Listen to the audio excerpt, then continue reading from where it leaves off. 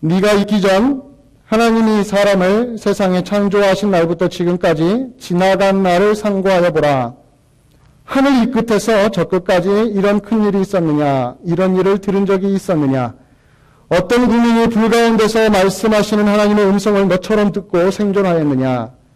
어떤 신이 와서 시험과 이적과 기사와 전쟁과 강한 손과 편팔과 크게 두려운 일로 한 민족을 다른 민족에게서 인도하여 내신 일이 있느냐? 이는 다 너희의 하나님 여호와께서 애굽에서 너희를 위하여 너희 목전에서 행하신 일이라. 이것을 내게 나타내심은 여호와는 하나님이시요 그 외에는 다른 신이 없음을 내게 알게 하려 하심이니라.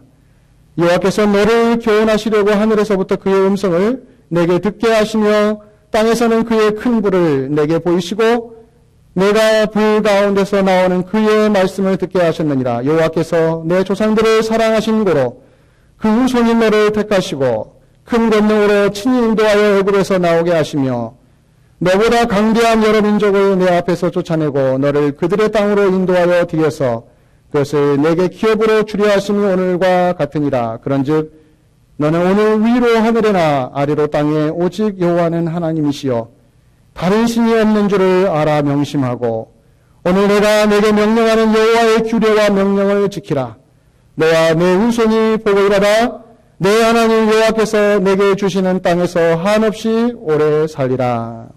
아멘.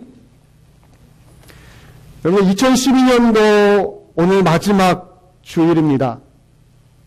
1년 동안 어떻게 지내셨습니까? 한 해를 마무리하는 이 시간에 모든 교회가 송구영신 예배 이전에 송년주일로 지키면서 성도님들에게 한 해를 어떻게 돌아보셨느냐 뿐만 아니라 교회 밖에서도 이제 1년을 마무리하면서 가족끼리 모여서 그리고 친한 친구끼리 모여서 어떻게 1년을 지냈는가 많은 이야기를 나눕니다. 뒤돌아보면은 슬픔이 있고 기쁨이 있고 행복과 불행이 교차했으며 즐거움과 아픔이 우리 자신에게 우리들에게 우리의 삶에 들어와 있었던 것을 여러분들 잘 아실 겁니다. 이런 분은 없을 거예요. 항상 나는 슬펐다. 없었을 것입니다. 항상 나는 기뻤다. 이런 분도 없었을 것입니다. 우리는 하루에도 슬픔과 기쁨을 여러 번 번갈아 가면서 경험하는 것이 사실이죠. 여러분 어떠십니까? 다시 물어봅니다. 여러분 한 해 동안 어떻게 지내셨습니까? 저는 이 시간에 여러분들과 함께 그러한 우리가 어떻게 살았느냐, 우리가 어떻게 행복을 느꼈느냐, 우리에게 어떤 아픔이 있었느냐, 이런 이야기를 하기 위하여 이 자리에 제가 서 있는 게 아닙니다. 그 이야기는 여러분들이 TV 채널만 틀면은 다 나오는 이야기입니다. 그렇대요. 이 시간에 이 자리에 앉아서 여러분들이 그런 이야기를 들으시려고 교회에 앉아 있는 거, 그런 큰 의미는 없습니다. 이 자리에 우리가 앉아 있는 이유는 여러분과 저의 삶이 각각 다양한 스펙트럼 속에서 인생의 여러 가지 경험을 함에도 불구하고 그 속에서 우리들과 함께 하시는 하나님, 예수 그리스도의 십자가의 보혈의 피로 구원하신 하나님의 능력, 하나님의 구원, 그것이 있었기에 여러분과 저가 이 자리에 앉아서 예배를 드리고 또 우리의 눈과 귀를 누구에게로 집중합니까?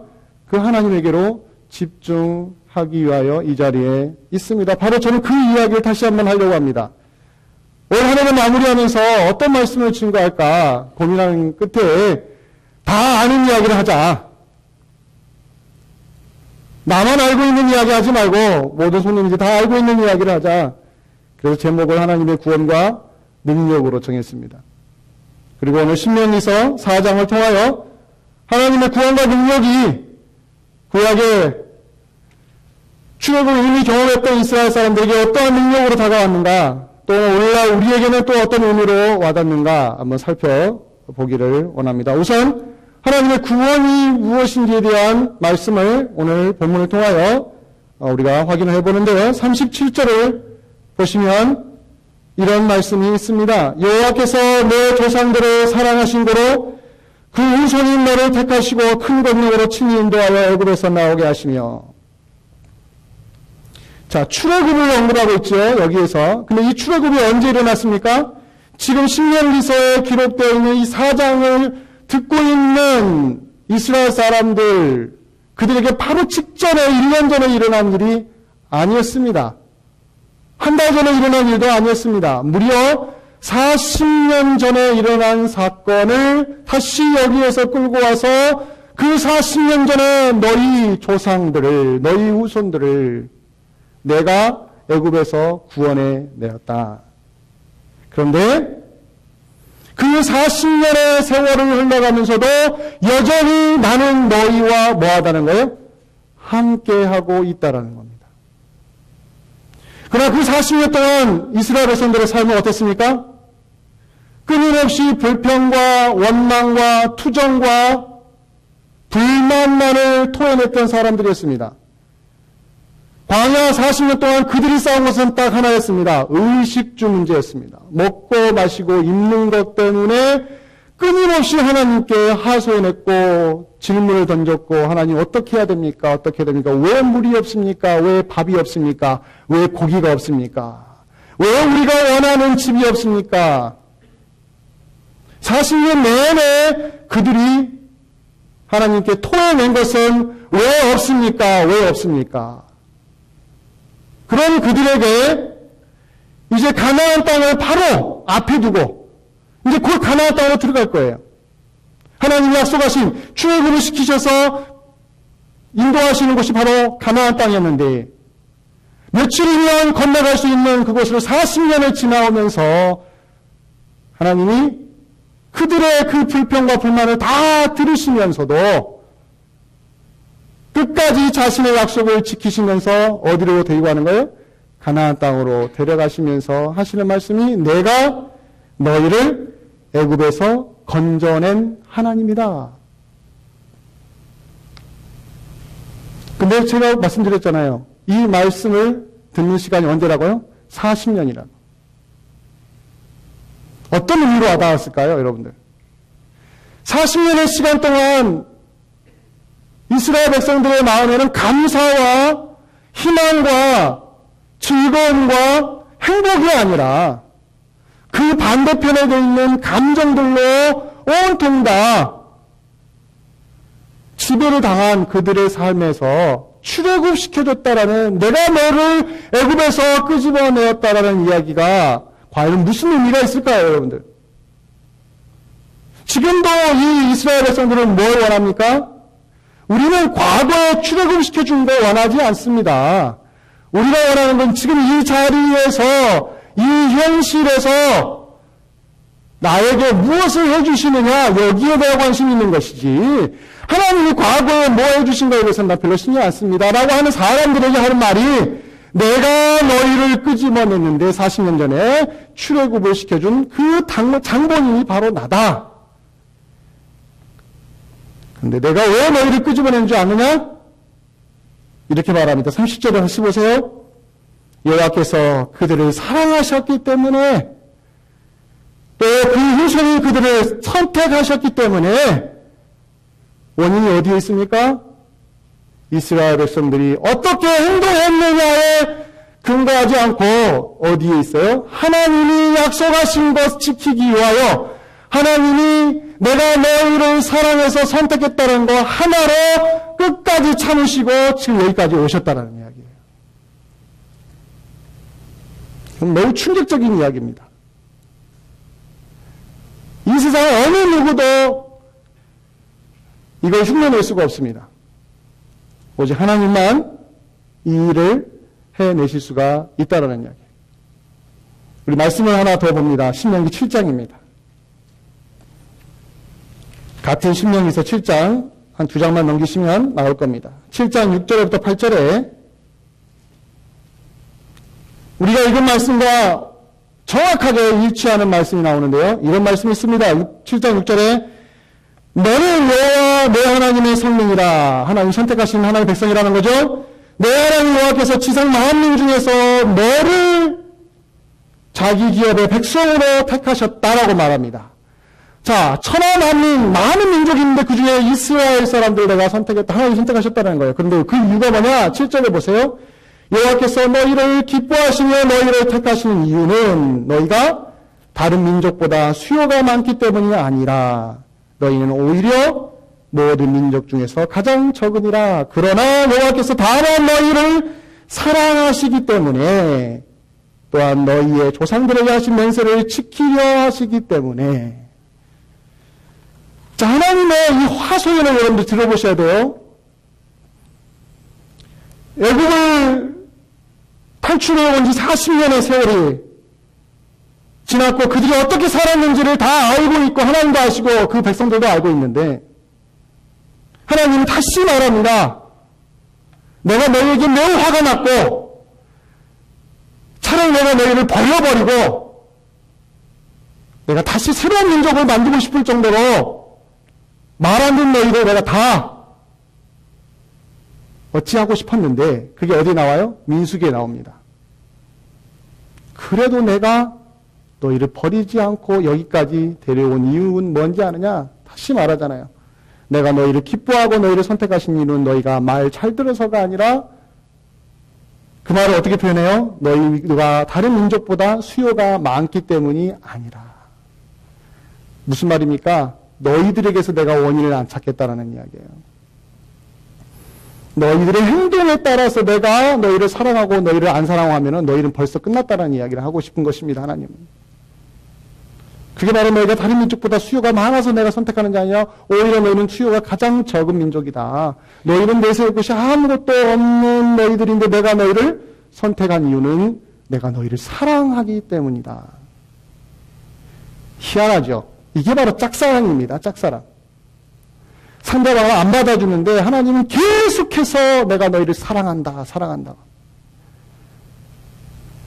아무리 사랑을 퍼주어도 받는 사람은 그 사랑이 얼마나 귀한지 모르고 자꾸 뭐만 생각하는 거예요. 자기만 생각하고 있는 그 사람을 향한 하나님은 내가 너희를 사랑한다. 사랑한다. 왜 그랬을까요? 여러분들 왜? 나중에 답을 찾아가 봅니다. 우선은 오늘 본문에 보면 하나님이 우리를 사랑하셨기 때문이라는 거예요. 여러분들 답을 거기에서 정하시기 바랍니다. 여러분들이 출애굽을 경험하지 않았어도 지금 여러분들이 경험한 건 뭐의 경험을 했습니까? 예수 그리스도의 핏값으로 구원받은 예수님의 공로로 구원받은 은혜를 맛본 사람들이 바로 우리들입니다.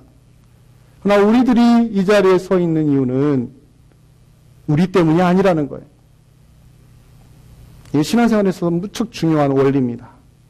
여러분들이 자꾸 여러분들에게서 원인을 찾기 시작하면 신앙생활 한 발자국도 앞으로 갈 수가 없습니다. 언제나 여러분들에게는요, 천국 같은 날만 허락이 되어야 여러분들 하나님 앞에 올 수가 있습니다. 조금이라도 불행해지고 조금이라도 지옥 같은 삶을 맛보기만 하면 여러분들은 주님으로부터 벗어날 수밖에 없는 존재입니다. 우리가 그래요. 그래서 하나님 뭐라고 하냐면 내가 출애굽을 시킨 것도 나고 40년 동안 너희들은 말 안 들었어도 내가 너희를 사랑해서 지금까지 데리고 왔고 내가 너희를 버리지 않고 지금도 다시 가나안 땅으로 데리고 간 것도 내가 너희를 사랑해서 그러니까 이 사랑하는 것만 너희들이 이해를 하고 받아들인다면 너희의 삶에 변화가 있을 것이라 이렇게 약속을 해주고 있습니다. 여러분 구원의 근거를 항상 여러분들 명심하셔야 돼요. 항상 하나님의 사랑과 선택에다가 구원의 근거를 두시기를 바랍니다. 고린도전서 1장 26절 이하에 보면 하나님이 너희를 부르신 이유는 너희의 혈통이 뛰어나서도 아니고 너희의 지혜가 뛰어나서도 아니고 너희가 하나님 앞에서 뭔가 내세울 만한 것이 있어서가 아니라 오직 내가 너희를 불러서 구원했다라는 거, 그 한마디로 답을 주셨던 거 여러분들 기억하시기 바랍니다. 그래서 고린도전서 2장 2절에 이런 말씀이 있어요. 내가 너희 중에서 예수 그리스도와 그가 십자가에 못 박히신 것 외에는 아무것도 알지 아니하기로 작정하였노라. 희한하죠. 목회자인데 바울이 목회자인데 목회자가 자기 교회 성도 고린도 교회 성도들을 향하여 하는 말이 내가 너희 중에서 알고 싶은 건 딱 하나다. 무슨 얘기예요? 예수 그리스도가 그 십자가에 못 박이신 것이 너희에게 있는지 없는지만 나 확인하면 된다는 이야기하고 있는 거예요. 목사님 이러면 안 되잖아요. 그러나 목회자가 여기에서부터 출발을 해야 됩니다. 아니요, 목회자뿐만 아니라 모든 성도들이 여기서 출발을 해야 돼요. 예수 그리스도와 그분의 십자가에 못 박이신 것, 그거에 담겨있는 신앙적인 의미를 얼마나 내가 잘 이해하고 내가 잘 받아들이냐에 따라서 내 인생의 문제가 그 다음부터 풀리기 시작합니다. 바른 제자리를 찾아가는 거예요. 내 마음이 힘들 때 예수님의 십자가를 기억하면 내 마음이 풀리고, 내 마음이 상처받아서 고통스러울 때 예수 그리스도의 십자가를 보면은 내가 풀리고, 내가 하는 일이 자꾸 실패를 하고 고통이 찾아오고 어려운 일이 찾아왔을 때도 예수 그리스도 십자가를 보면 풀리고, 이런 식으로 우리의 삶 모든 것들이 다 예수님이 우리를 위하여 십자가에 지신 거, 이거 하나만 봐도 풀릴 때에 바로 그것이 교회라는 이야기를 바울이 해주고 싶었던 거예요. 마찬가지로 오늘 신명기서도 모세가 그러는 겁니다. 이스라엘 사람들아, 40년을 돌아보라. 출애굽을 경험한 너희를 보라. 이 시간까지 너희가 존재할 수 있었던 힘은 어디 있었느냐? 신약식으로 말하면 예수 그리스도의 십자가고요. 이 구약식으로 말하면 하나님의 능력과 하나님의 구원이었다는 거예요. 그거 외에는 여러분들 우리가 찾을 길이 없다는 거죠. 따라서 다시 신명기 4장에 보면은 하나님의 구원을 이야기하면서 하나님의 능력이 바로 우리에게 소개가 되고 있다는 겁니다. 34절 봅니다. 4장 34절에 이런 말씀이 있죠. 이스라엘 사람들에게 이렇게 말합니다. 어떤 신이 와서 시험과 이적과 기사와 전쟁과 쭉 말하면서 한 민족을 다른 민족에게 인도하여 낼 일이 있느냐? 이는 다 너희 하나님 여호와께서 애굽에서 너희를 위하여 너희 목전에서 너희 눈앞에서 내가 행한 거 아니냐? 이게 바로 하나님의 능력이라는 거예요. 하나님이 이스라엘 사람들을 애굽에서 구원을 위하여 하나님이 베푸셨던 10가지 재앙을 보라는 거예요. 신약식으로 말하면 우리 눈앞에서 보여졌던 예수님이 처참하게 십자가에 못 박혔던 그 십자가를 우리가 바라보기만 해도 거기에 하나님의 능력이 있음을 우리가 알게 된다는 겁니다. 여러분, 하나님의 능력을 어디서 찾으십니까? 하나님의 능력을. 하나님의 능력은 언제나 하나님의 구원에서부터 찾아야 됩니다. 신명기서에서 그렇게 말하는 거예요. 그들이 광야에서 물이 없을 때 물을 먹었으며, 반석이 안 돼서 물이 나와서 또 그 물을 먹었으며, 하늘에서 만나가 떨어진 것으로 그들의 삶을 윤택하게 만들고 그들이 신앙생활을 하는 것이 아니라, 하나님이 과거에 애굽에서 어떻게 구원해 내셨는지 그거 하나로 그 이후의 모든 삶을 질서를 잡아가시고 어떻게 인도하실 것인지를 하나님이 확실히 보여주신다는 거예요. 하나님은 항상 거기서 출발하십니다. 신약에서는 사도 바울을 보십시오. 항상 어디서 출발을 해요? 예수 그리스도에게서 출발을 해요. 왜 우리에게서 출발하지 않을까요, 여러분들? 우리는 우리가 중요한데, 우리는 우리의 삶이 중요한데, 내 감정이 중요한데, 내 마음이 중요한데, 왜 하나님은 자꾸 우리의 감정과 우리 상태를 뒤로하고 하나님의 능력과 하나님 베푸신 그리스도의 십자가와 출애굽에서만 자꾸 원인을 찾아내느냐? 그 답을 우리가 발견을 해야 되는 것입니다. 하나의 말씀 더 봅니다. 38절입니다. 4장 38절. 또 이 말씀이 있습니다. 너보다 강대한 여러 민족을 내 앞에서 쫓아내고 너를 그들의 땅으로 인도하여 들여서 그것을 내게 기업으로 주려 하심이 오늘날과 같으니라. 이것은 뭐예요? 출애굽시켜서 이제 가나안 땅에 들어가는데, 가나안 땅에 들어가면 뭐예요? 이미 거기 정착하고 있는 여러 강대국들이 있을 겁니다. 그 모든 민족들이 다 이스라엘 사람보다 다 강대국들이에요. 다 강한 나라들이에요. 그들을 내가 쫓아낼 것이다. 그들을 쫓아내고 그 땅을 다 너에게 주기 위하여 내가 너희를 끄집어냈다는 거예요. 자, 과거에 40년 전에 출애굽을 시켰던 건 누구의 능력이었습니까? 하나님 능력이었습니다. 지금 가나안 땅에 바로 들어가자마자 무슨 일이 벌어져요? 그 모든 강대국들이 다 하나님이 쫓아내셔서 그 땅을 이스라엘 사람 주겠다는 거예요. 과거에도 하나님의 능력이 그렇게 나타났고 미래에도 하나님이 그렇게 능력을 나타나실 거라는 거예요. 이 능력 사이에 뭔가 변화가 있습니까? 하나도 변화가 없다는 이야기예요. 하나님의 능력은 과거나 미래나 현재나 동일합니다. 하나님은 자기 백성을 구원하는 일에 있어서는요, 조금도 약하지 않으십니다. 그런데 우리에게 문제가 있습니다.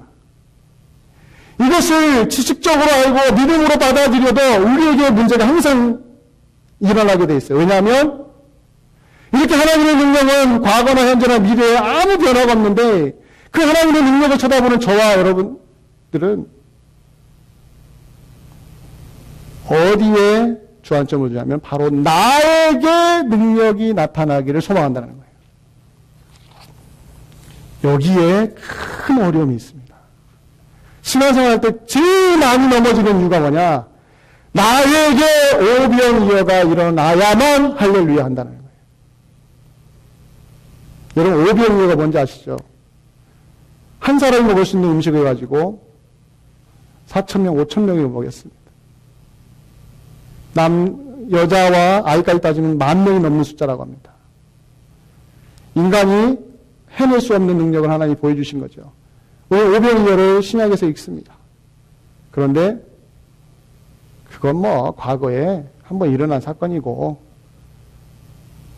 오병이어가 일어나면 뭐하나?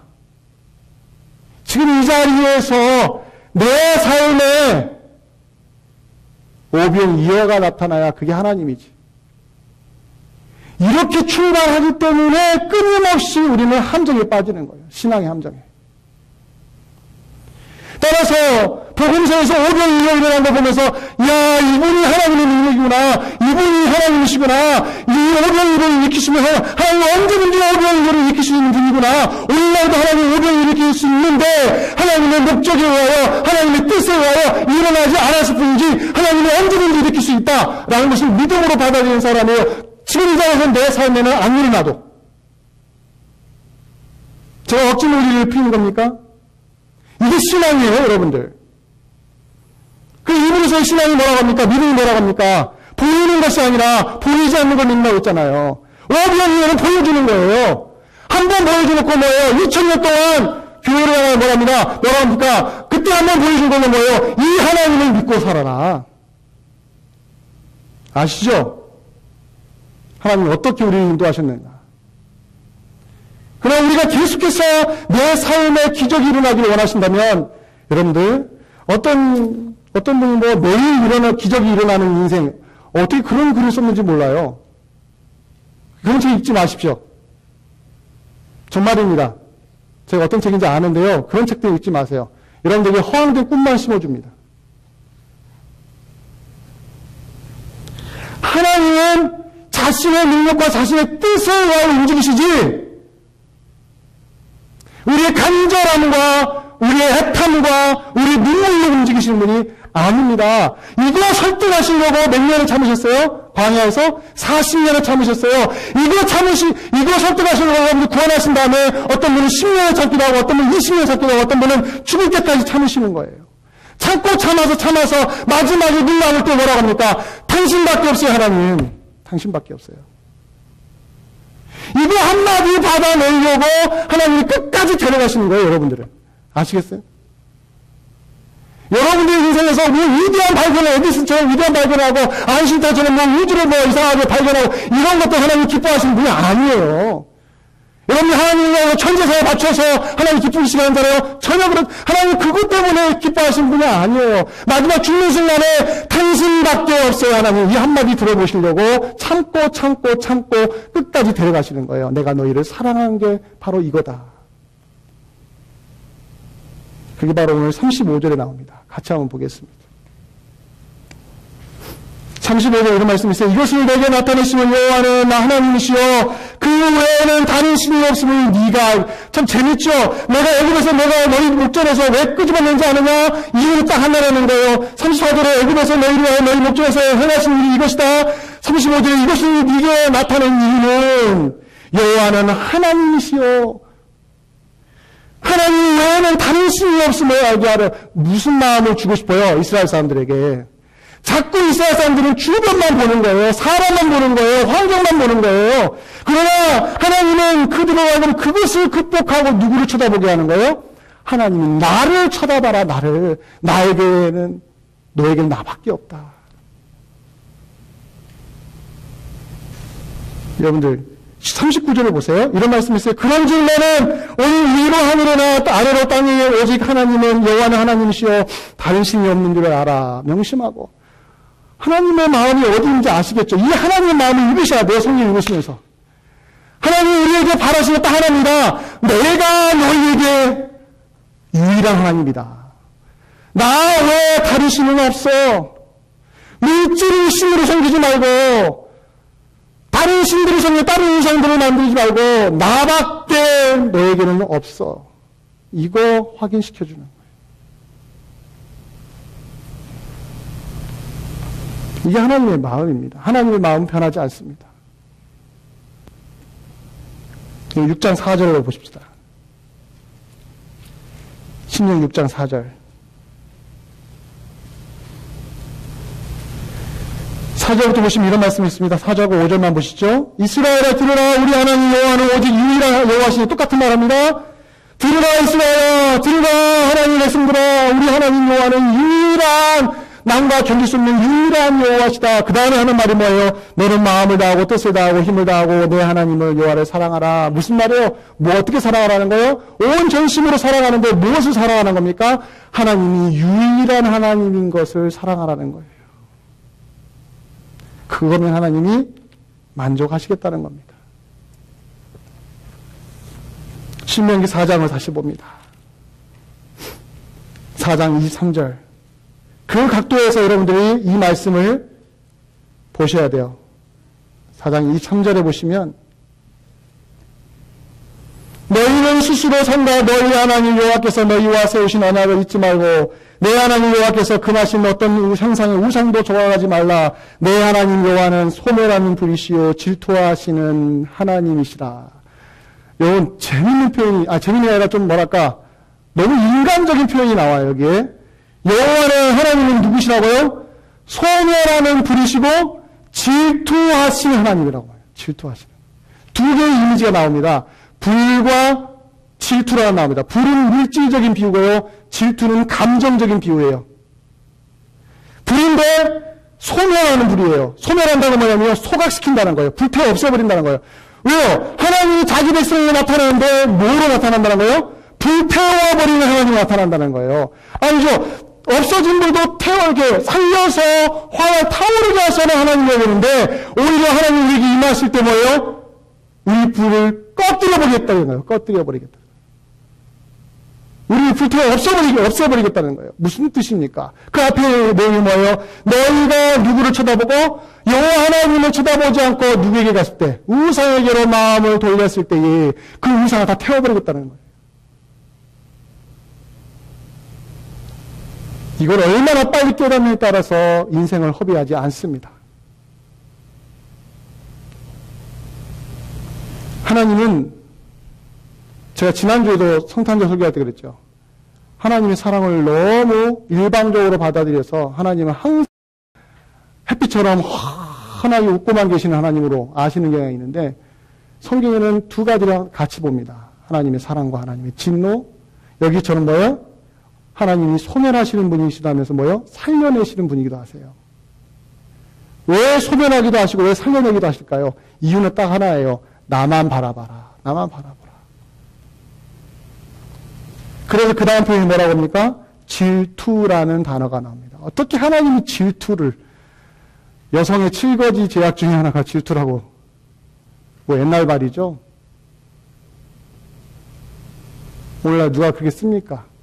그러나 우리 민족이 한국 민족이요 질투에 대해서는 그런 시각을 가지고 살아요.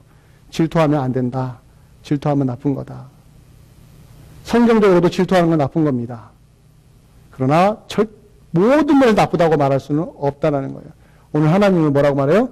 질투하시는 하나님이다. 무슨 이야기를 하고 싶은 것일까요? 하나님이 백성들한테 말합니다. 나는 질투가 많아. 나는 너희를 향하여 질투가 너무너무 많은 하나님이야. 여러분, 질투가 언제 일어나나요? 연인들, 결혼하신 분들, 질투가 언제 일어납니까? 나를 바라보는 사람이 눈을 옆으로 돌려서 다른 사람 바라볼 때 질투가 나는 겁니다. 딱 하나입니다. 질투는 그겁니다. 사랑을 나누어 버리면, 온전히 한 사람만 바라봐야 되는데 자꾸 다른 쪽에다가 눈을 돌리면 그 사랑을 받는 사람이 질투가 생기게 되어 있습니다. 근데 그걸 누구에게 적용하고 있어요? 하나님에게로 적용하고 있습니다. 오해하지 마시기 바랍니다. 질투가 가지고 있는 독성이 있는데요. 뭐냐면 소유욕이 있습니다. 그리고 상대방의 자유를 억압하는 경향이 있습니다. 그리고 상대방을 감시합니다. 또한 상대방에게 집착합니다. 이건 매우 인간적으로 틀린 질투의 감정들이에요. 질투의 화신이 되면요, 상대방을 가만히 놔두지를 않습니다. 그러나 하나님이 말씀하신 질투라는 것은 그렇게 하지 않습니다. 그런 인간적이고 부정적이고 뒤틀린 질투가 아니라 하나님은 어떻게 질투하시냐면 어찌하든지 너희가 자발적으로 누구를 쳐다보도록? 나만을 쳐다보도록 내가 너희를 끝까지 데리고 가겠다라는 이야기예요. 그것을 질투라는 표현으로 쓰고 있습니다. 여러분들이 하나님을 생각할 때 이 질투하신 하나님을 기억을 하시면 신앙생활이 훨씬 더 정돈될 수가 있습니다. 여러분들 한 말씀 더 찾아봅니다. 마태복음 10장으로 넘어갑니다.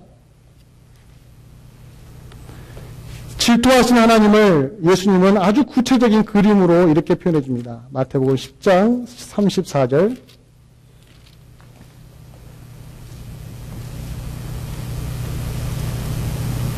10장 34절에 이런 말씀이 있어요. 우리가 항상 읽을 때마다 무겁게 다가오는 말씀이죠. 34절에 이 말씀은 내가 세상에 화평을 주러 온 줄라 생각하지 말라. 화평이 아니요 검을 주러 왔노라. 내가 온 것은 사람이 그 아버지와 딸의 어머니와 며느리가 시어머니와 불화하게 하려 함이니 사람의 원수가 자기 집안 식구리라. 예수님이 들어갔는데 자기 집안 식구끼리 원수가 된대요. 왜 그래요? 엄마와 아빠와 딸과 엄마와 이 서로 간에 끈끈하게 사랑으로 맺어졌던 이 관계에 누가 들어와 버려요? 예수님이 들어오면 아마 이 둘 사이가 벌어지게 되어 있습니다. 벌어지면서 어떻게 돼요? 누구를 가운데로 두고 예수님을 가운데 두고 서로 쳐다보게 되는 거예요. 예수님이 바로 이 삶의 중간에 서기를 원하신다는 거예요. 근데 예수님이 표현이 있잖아요. 누구 가운데 있다고요? 집안 식구 가운데로 들어야겠대요. 옆에 서 있어야죠. 우리가 원하는 것은 울타리입니다. 우리가 원하는 것은 우리 가족이 행복하도록 울타리를 쳐주셔야지 우리 삶, 우리 가족 안으로 들어오시면 안 되지 하나님. 내 아내가 나를 더 사랑해야지 어떻게 예수님을 더 사랑합니까? 우리 한국 남자들 다 이런 불만 있잖아요. 특히 교회다가 아내를 빼앗기신 분들 얼마나 억울하십니까?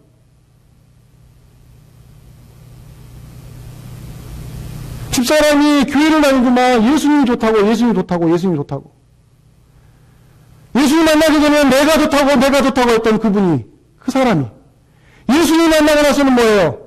예수님이 좋다고 하고 그러나 당신은 똑같이 살아가지만 예수님이 최고야. 이런 말하고 있으니까 속이 타는 거예요. 아, 이 교회 보내면 사람 베리는구나.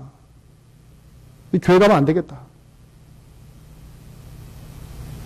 그래도 과거에는요, 이런 이야기가 뭐냐, 은혜를 받았어요. 맞죠? 제대로 신앙생활 하는구나. 그렇게 남편이 욕을 해도, 자식이 이해를 안 해줘도, 예수님이 최고야라고 예수님께 매달렸던 그 신앙이 오늘 2010년대를 지나가면서 완전히 바뀌어버렸습니다. 어떻게 바뀐 줄 알아요? 예수님, 아내와 남편 사이로 들어오지 마시고, 부모와 자식 사이로 들어오지 마세요! 어디로 가요? 변기로 가세요. 울타리만 쳐주세요. 어떻게? 우리 부부가 영원히 행복하게, 부모와 자식이 영원히 행복하게 그냥 주변만 울타리 쳐주세요. 아내 간섭하지 마세요. 이 간섭하지 말라는 말 때문에 이 말씀이 와닿지가 않는 거예요. 신앙생활하면서 이 말씀만큼 우리를 괴롭히고 우리가 안 지키는 말씀도 없어요. 이건 지키라는 말씀이 아니라요, 행동의 이야기가 아닙니다. 받아들이라는 이야기.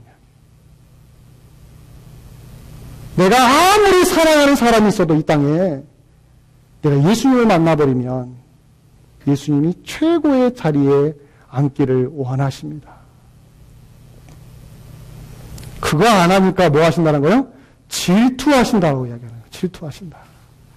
그 질투를 하셔서 우리가 신명기사가 살펴봤듯이 40년 동안 이스라엘 백성들 어떻게 하셨어요? 그들이 가도록 내버려 두지 않았어요. 물이 없다가 와서 치면 그래 애굽으로 돌아가 했어요, 안 했어요? 안 했어요. 이게 하나님의 뜻이에요. 마음이에요. 돌아가지 않게 하고 뭐예요? 물을 줘요. 물을 주면서 혼냅니다. 물을 줄 수 있는 사람이 누구라고요? 너희가 아니라, 너희 아버지가 아니라, 너희 어머니가 아니라 나다, 나. 근데 이스라엘 백성들은 물을 딸꾹 삼켜보고는 뭐예요? 싹 잊어버려요. 누구를 잊어버려요? 하나님을 잊어버려요. 그리고는 어떤 하나님 오네요? 천하 물 주신 하나님인데 오늘도 주시겠지. 이런 기대심리가 우리 안에 생깁니다. 그러나 평소에는 어때요? 물 먹고 났으면 그 다음에 어때요? 해피엔딩이잖아요. 그럼 어떻게 그 다음부터? 그럼 더 좋아서 하나님께 가야 되는데 그 다음 어떻게 살았어요? 물 먹고 나서 더 나빠졌어요. 그 다음에 뭐 달라고 그래요? 고기 달라고 했습니다. 사람이요, 욕심이 얼마나 무서운지 아시죠? 그런 말 있잖아요. 서 있다 보면은 어떻게 하고 싶어요? 앉고 싶다고 하죠. 앉으면 뭐 하고 싶다고 그래요? 눕고 싶다고 하죠. 누우면 뭐라고 그래요? 그냥 자고 싶다고 하죠. 이게 사람의 마음이에요. 하나님이 이 사람의 마음을 모르시고 구원하셨겠어요? 아니에요. 다 아시고 구원했어요. 근데 그런 사람의 본성을 이기시고 그를 끄집어내셔서, 애굽에서 끄집어내셔서 뭐 하시는 거예요? 이쪽으로 저쪽으로 이쪽으로 다듬으셔서 딱 하나 이루시려고. 뭐예요? 나 쳐다보라고. 내가 너희의 하나님이라고. 오늘 말씀의 결론이 그렇습니다. 사랑하는 여러분, 하나님의 구원과 하나님의 능력은 현재 내 삶에 나타나는 기적으로 확인하시면 안 됩니다. 그러면 사단의 계략에 휘말리게 되고요, 이상한 이단들에 빠지게 되고요, 이상한 복음을 유명한 사람들에게 빠져가지고 돈 바치고 물질 바치고 인생 바치고 엉뚱한 쪽으로 사람들이 이상하게 돼버려요. 또 아니면 정반대로 교회는 눈은 와 있으나 마음은 전혀 주님께로 가 있지 않는 껍데기 신자들, 껍데기 몸만 돌아다니는, 이 한국 땅으로 흐르는 것을 어떻게 방지할 수 있느냐, 어떻게 하면 신자들을 건강한 모습으로 하나님 앞에 세울 수 있느냐, 그 어떤 유혹도 다 이겨내고 주님만 바라보고 이길 수 있는 힘이 어디서 오느냐. 오늘 말씀처럼 여러분, 하나님의 구원과 하나님의 능력 앞에 여러분들의 마음을 여미시고 겸손하게 마음을 낮추시고 주님만 바라보시기를 바랍니다. 여러분, 주님만 바라봐 주십시오. 제가 하소연합니다. 주님이 우리에게 그렇게 업신여길 만큼의 못된 분이 아니에요. 여러분들의 어머니와 여러분들의 아버지와 여러분들에게 어떤 은혜를 베푸는 그 어떤 세상의 누구보다도 위대하신 분이 하나님이십니다. 그 하나님이 예수 그리스도의 십자가로 영원히 끝날 수밖에 없는 여러분과 저를 구원해 주신 분이에요. 그분이 계시기 때문에 제가 이 세상에 사는 거예요. 그분이 계시니까 내가 눈물을 흘릴 수 있는 거고, 그분이 계시니까 내가 누굴 용서할 수 있는 거고, 그분이 계시니까 내가 좀 어려워도 참을 수 있으며, 그분이 계시니까 내가 좀 허전해도 주님 때문에 내가 일어날 수 있습니다라고 할 수 있다는 거예요. 사랑하는 여러분, 이 하나님을 왜 외면하십니까? 왜 이 하나님을 왜 그렇게 소홀하게 대하시고, 왜 그렇게 질투나게 하시고, 왜 그렇게 함부로 대하십니까?